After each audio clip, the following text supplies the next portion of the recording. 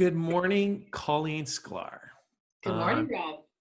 I would just like to welcome you to episode 3 of Unleashing the Potential. And Unleashing the Potential is all about people who are making a difference. Thought leaders, technologists, business owners, and entrepreneurs. So it's my pleasure to have you work with me today.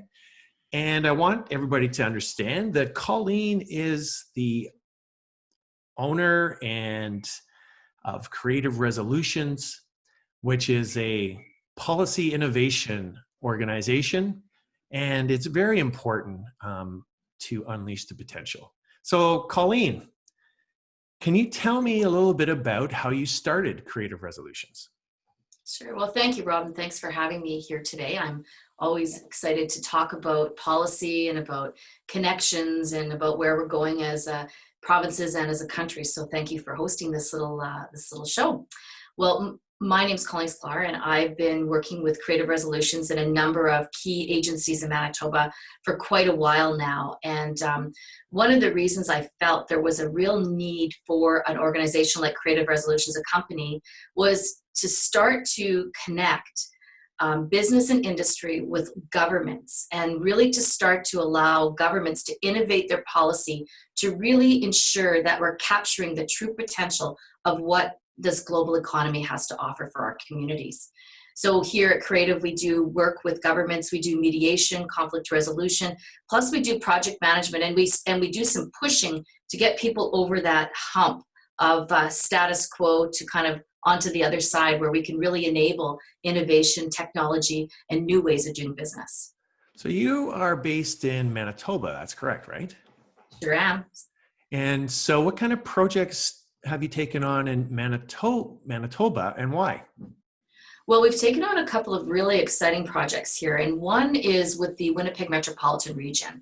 And that's a group of 17 communities that have come together, and what they're doing is they're really working towards a regional plan, and not a high-level regional land use plan, which will allow us to really spur our economy on. We talked to many top site selectors and economists, and what they said was, if we really wanted to grow Manitoba's economy in a way that would be incredibly valuable for the Manitoba market, we have to get our land use and our servicing and our policy sorted and consistent across the metro region, which is 70% of the GDP and 65% of the population. So that's been a really exciting project at the metro region. Another one we've been working on is we've created through the mayors and reeves a corporation called John Q. Public, which is a publicly owned corp that is going to be helping to ensure that taxpayers' dollars get used in the best way possible. And one of the projects they're working on right now is fiber optics. As we all know, with this COVID-19, people are unconnected, and in Manitoba, it's incredibly bad. Our service is terrible outside of the city, but we're really working towards getting better service for everyone. So those are two big projects that I'm working on now. And the third, and they're all together, is around reconciliation. And we've been working with 12 chiefs and 16 mayors on a project that's bringing them to a centralized decision-making table. Wow, that's really exciting, actually. So those projects are game changers from my perspective. How important is Manitoba to the overall Canadian economy as we go forward? Well, Manitoba is incredibly important, and I don't think it's taken its rightful place quite yet. We are in the center of Canada. We are an incredibly important part of the supply chain. Manitoba is the breadbasket of Canada. It's going to become more and more important. We have abundant agricultural land. We have amazing water resources. We have lots of technology and innovators here in Manitoba, and I believe in the coming years, Manitoba will become more and more important, not only to agricultural industry, to value-added ag, also to the supply chains and the strategic linkages to the United States and Mexico. As we reintroduce our supply chains back to Canada, I think Manitoba will be a leader in that area. Yeah, because I understand that we import 90% of our food from others. And, it's interesting to me that Manitoba is the breadbasket of Canada, and it's really not recognized. But I think that an assumption can be made that organizations like John Q are unique throughout Canada. I don't think. I mean, you can let me know, but I think that it's something that you don't see that often. No, John Q is totally unique, and it was amazing. We had incredible leaders at the table. We have some amazing mayors and reeves leadership here that recognized that we needed a new way of doing business. So we actually innovated out of the traditional, Community Economic Development Corporation to creating a corp where every member that sits on the John Q board, the communities are shareholders, and their representatives are their director. And so all decisions made at the John Q board are made for the benefit of the corporation and the benefit of the region. And all profits go back to public good. And it's an amazing corporation. It's called a Municipal Participation Corporation, which is different than a Community Development Corporation. There's not many. I think we might be the first. And we had a really not only innovative leaders, but we had an innovative lawyer who helped us with this. So it's really exciting.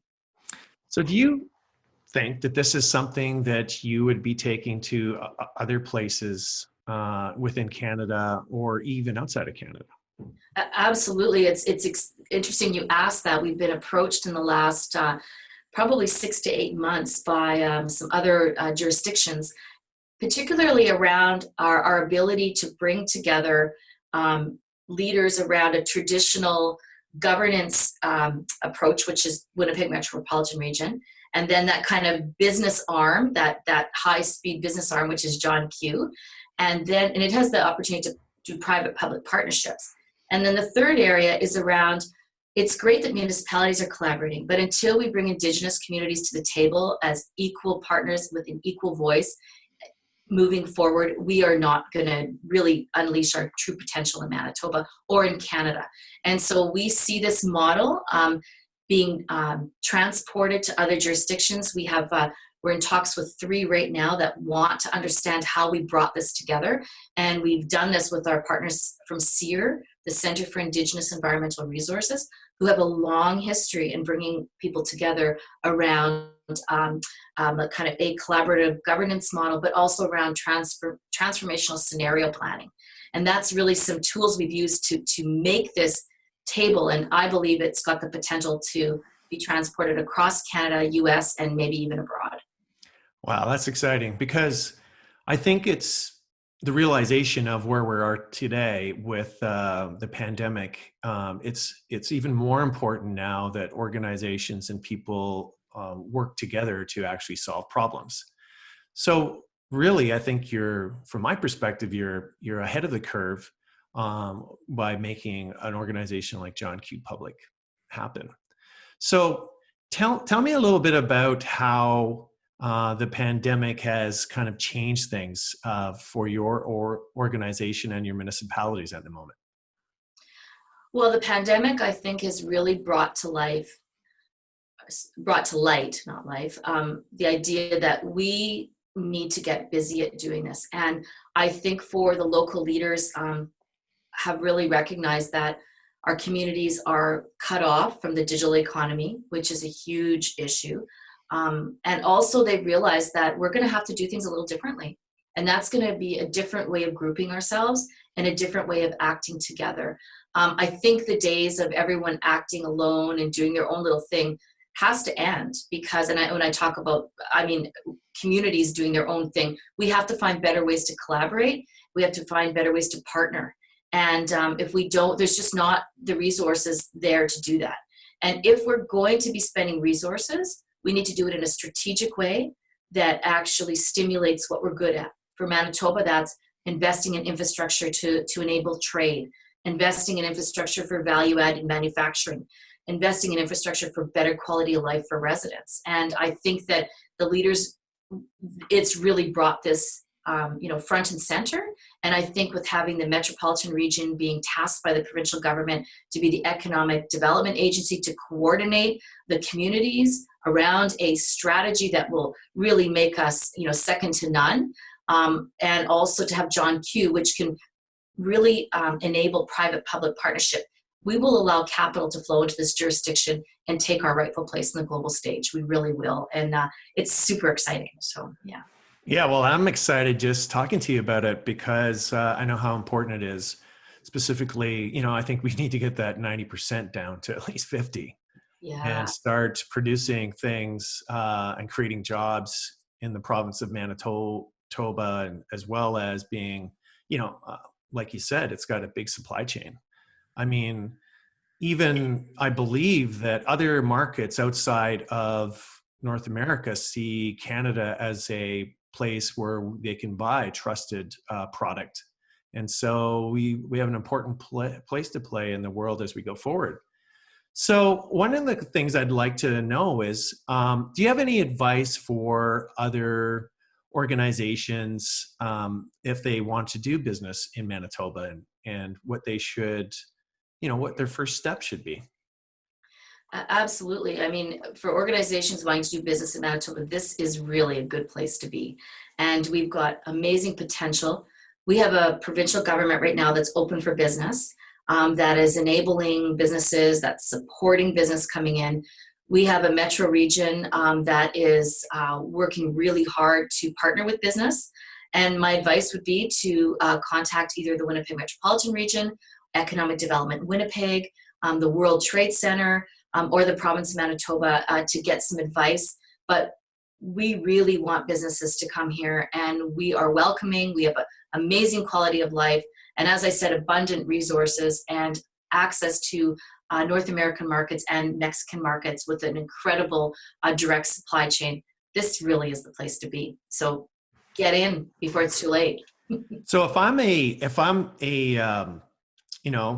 municipality who has other municipalities where we want to share resources and things, and I want to talk to you, how do I get a hold of you? Get a hold of Winnipeg Metropolitan Region, or you can get a hold of me at Creative Resolutions. My phone number, including my cell phone number, is on the webpage. Feel free to call anytime on either. And we love to chat and learn from other people, share ideas, and we really believe that it's the sharing of ideas that's going to push Canada forward, all of us forward here. I totally agree. So I'd just like to say thank you very much for joining me for this interview. I found it very thought-provoking, and it's an important story to tell. And we are here at Unleash the Potential to actually talk to others like yourself. So if you have anybody that you think that I should talk to, please let me know. And I'd just like to say thank you again, and have a good day. Thank you so much, and thanks for doing this, Rob. Take care, everyone. Thank you. I hope you enjoyed our show today as we discussed how Colleen Sklar is unleashing the potential, making Manitoba the breadbasket of Canada. Hit subscribe if you want to see more videos like this. Thank you.